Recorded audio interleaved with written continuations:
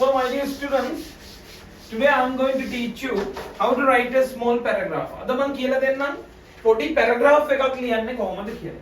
හිතන්න ඔයාලට environment එක ගැන පරිසරය ගැන ළමයි මාතෘකාවක් ඇවිල්ලා රචනාවක් ලියන්න එනවා කියලා. මුලින්ම get a spare sheet කටුකොලයක් ගන්න. කටුකොලයක් අරගෙන ළමයි මේ විදිහට ඊතල හතරක් ගහන්න මාතෘකාවට අනුව. හරි? පැත්තකට ඊතල හතරක් ගහලා මුලින්ම ඉන්ට්‍රොඩක්ෂන් එකක් දෙන්න මාතෘකාවට. මොකද්ද පරිසරය කියන්නේ කියලා හැඳින්වීමක් කරන්න. ඊගාවට මිනිස්සු කොහොමද පරිසරය විනාශ කරන්නේ කියන එක මෙතන.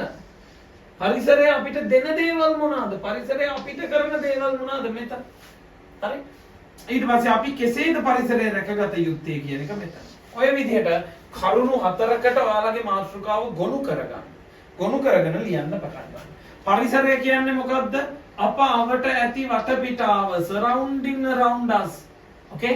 Environment is the surrounding around us. It is consist of water, air, animals, humans, trees, likewise. ඒක සමන්විත වෙනවා මිනිසුන්ගෙන් ජලය, වතුර, පස, වාතය හැමදේම. ඊට පස්සේ මේ පොයින්ට් එකට වාක්‍ය තුනක් ගලප ගන්න බැරි ඇයි? පුළුවන්. සරලවම. ඊගාවට අපි යනවා මිනිස්සු කොහොමද පරිසරය විනාශ කරන්නේ? මිනිස්සු ඇවිල්ලා ප්ලාස්ටික්, පොලිතින් වගේ ඔය දේවල් හැමතැනම දාන. මිනිස්සු ගස් කපනවා, cutting trees. මිනිස්සු සත්තු දඩයම් කරනවා, hunting. ඊට පස්සේ ෆැක්ටරිස් වගේ දේවල් වලින් ළමයි වාතයට විෂ වායු, ඒ කියන්නේ ටොක්සික් ගෑසස් මුදා හරිනවා. ඔය වගේ දේවල් තමයි මිනිස්සු දැන් මේ හතරෙන් පහෙන්ම වාක්‍ය පහක් ගොඩනගා ගන්න පුළුවන්. Even you can use the same verb. එකම ක්‍රියාපදේ පාවිච්චි කරලා උනත් පුළුවන්. හරි? ඊට පස්සේ ළමයි පරිසරය අපිට මොනවද දෙන්නේ? පරිසරය අපිට පිරිසිදු වාතය දෙනවා. පිරිසිදු ජලය දෙනවා. Okay? පරිසරය අපිට වාසස්ථාන දෙනවා.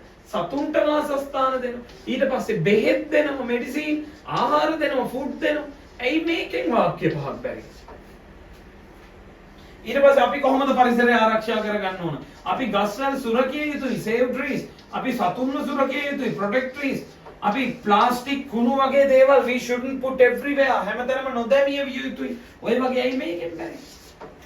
එතකොට හිතන්න 5 into 5 into 5 5 plus 5 plus 5 totally you will get 20 sentences. ඔයාලා සම්පූර්ණ වාක්‍ය 20ක් හම්බ වෙනවා. හරි? එක වාක්‍යයක වචන 8 ගාන හිතන්න 8 වරක් 2 16 160 words. වචන 160ක් සම්පූර්ණයෙන්ම ඇවිල්ලා. හරි? So don't think හිතන්න එපා. මේක ගලප ගන්න පුළුවන්. අද ඉඳන් මාතෘකාවක් ලැබුණොත් get a spare sheet කටුකොලයක් ගන්න, අරන් මැද මාතෘකාව මේ විදිහට ලියා ගන්න, ඊතල හතරක් පැත්තෙන් ගහගන්න, කරුණු ප්‍රධාන කරුණු හතරකට වෙන් කරගන්න, වෙන් කරගෙන ඒකට අදාළව කුඩා කරුණු විදිහට කරුණු ටිකක් එකතු කරගෙන වාක්‍ය ගොඩනගා ගන්න. අනිවාර්යයෙන්ම tenses පාවිච්චි කරලා වාක්‍ය ගොඩනගා ගන්න ඔයාලට පුළුවන්. එහෙනම් all the best. අපි ඊළඟ වීඩියෝ එකෙන් තව ටිප් එකක් එක්ක මම එන්නම්. ජය වේවා.